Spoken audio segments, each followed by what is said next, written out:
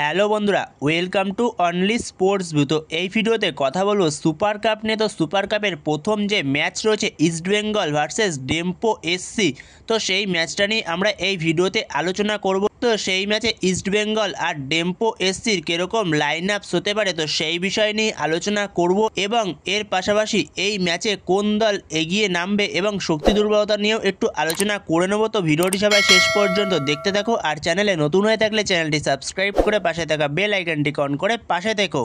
সেখানে ইস্টবেঙ্গল রয়েছে গ্রুপ এতে সুপার কাপে, যেখানে গ্রুপ এতে রয়েছে ইস্টবেঙ্গলের পাশাপাশি চেন্নাইন এফসি, ডেম্পো এসসি আর মোহনবাগান। তো এই চারটে দল রয়েছে গ্রুপ এতে। তো সেখানে প্রথম ম্যাচ রয়েছে ইস্টবেঙ্গল ভার্সেস ডেম্পো এসসি, যেটা রয়েছে 25শে অক্টোবর বিকেল 4:30 থেকে বাম্বোলিন স্টেডিয়াম থেকে। তো সেই জায়গাতে দুটো দলই খুব ভালো দল, যেখানে আইএসএল থেকে ইস্টবেঙ্গল রয়েছে আর আই লিগ থেকে রয়েছে ডেম্পো এসসি। ডেম্পো এসসি দলটাও যথেষ্ট ভালো দল আই লিগে। এছাড়াও ইস্টবেঙ্গল তো অনেকটাই এগিয়ে থাকবে, যেখানে ইস্টবেঙ্গল অবশ্যই এগিয়ে নামবে ডেম্পো এসসির থেকে, যেখানে ডেম্পো এসসির থেকে ইস্টবেঙ্গলের টিম ধারে ভারে অনেক এগিয়ে, যদিও বিদেশি দুই টিমেই রয়েছে। তো সেখানে ইস্টবেঙ্গল বিদেশিদের দিক থেকে অনেকটাই এগিয়ে নামবে, যেখানে ইস্টবেঙ্গলের যে মাঝমাঠ রয়েছে এই মরশুমে, তো সেটা তো অনেকটাই শক্তিশালী, যেখানে ইস্টবেঙ্গলের কাছে এই মরশুমে প্রপার 3জন বিদেশি মিডফিল্ডার রয়েছে।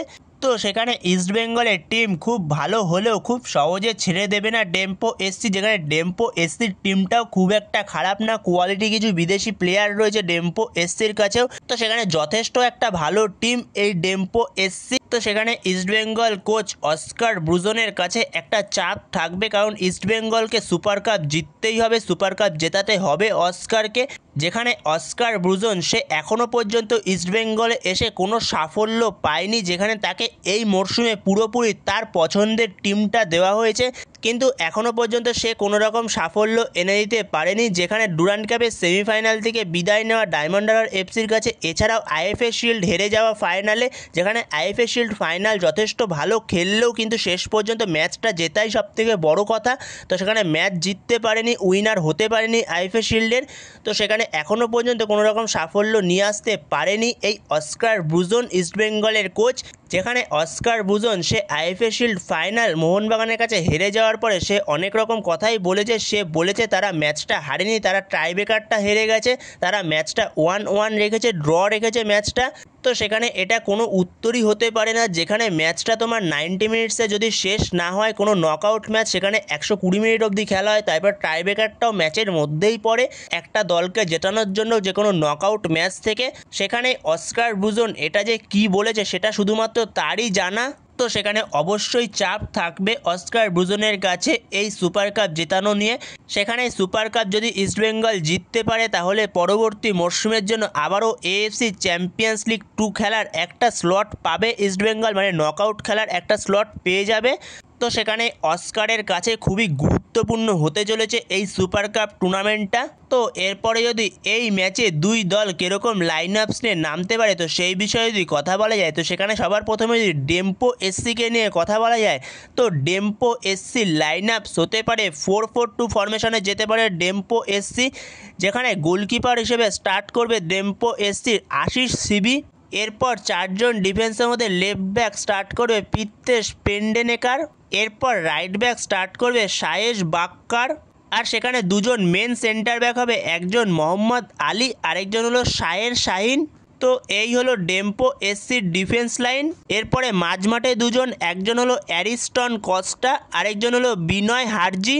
তো এই হলো মাঝমাঠ। এরপরে দুদিকের উইং থেকে, লেফট উইং থেকে স্টার্ট করবে জুয়ান মেরা, আর রাইট উইং থেকে স্টার্ট করবে সিগোমান ডুঙ্গেল। আর ওপরে দুজন স্ট্রাইকার হবে, একজন হলো মার্কাস জোসেফ, আরেকজন হলো ক্রিস্টিয়ান ডামিয়ান। তো এই হলো ডেম্পো এসসির লাইন আপস হতে পারে ইস্টবেঙ্গলের বিরুদ্ধে। তো এরপরে যদি আমরা ইস্টবেঙ্গল কোচ অস্কার ব্রুজন সে কীরকম লাইন আপস নিয়ে যেতে পারে ডেম্পো এসসির বিরুদ্ধে প্রথম সুপার কাপের গ্রুপ স্টেজের ম্যাচে, তো সেখানে ইস্টবেঙ্গল কোচ অস্কার ব্রুজন সে যেতে পারে 4-2-3-1 ফরমেশনে যেতে পারে, যেখানে ইস্টবেঙ্গলের গোলে স্টার্ট করবে প্রভসুগান সিং গিল। আর 4জন ডিফেন্সের মধ্যে লেফট ব্যাক স্টার্ট করবে জয় গুপ্তা, আর রাইট ব্যাক স্টার্ট করবে মোহাম্মদ রাকিব। আর দুজন মেন সেন্টার ব্যাক হবে, একজন আনোয়ার আলী, আরেকজন হলো কেভিন সিবেলে।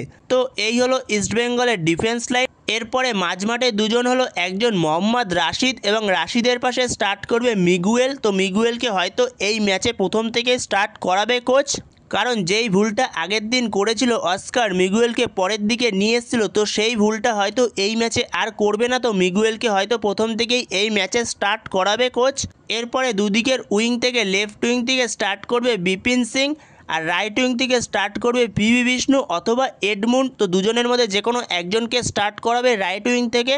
এরপর অ্যাজ এ অ্যাটাকিং মিডফিল্ডার নম্বর 10 রোলে সেক্ষেত্রে স্টার্ট করাতে পারে নাওরে মহেশকে, আর ওপরে একজন স্ট্রাইকার হবে সেক্ষেত্রে হামিদ আহাদাদ। তো এরকমই হতে চলেছে ইস্টবেঙ্গলের কোচ অস্কার ব্রুজনের লাইন আপস ডেম্পো এসসির সঙ্গে।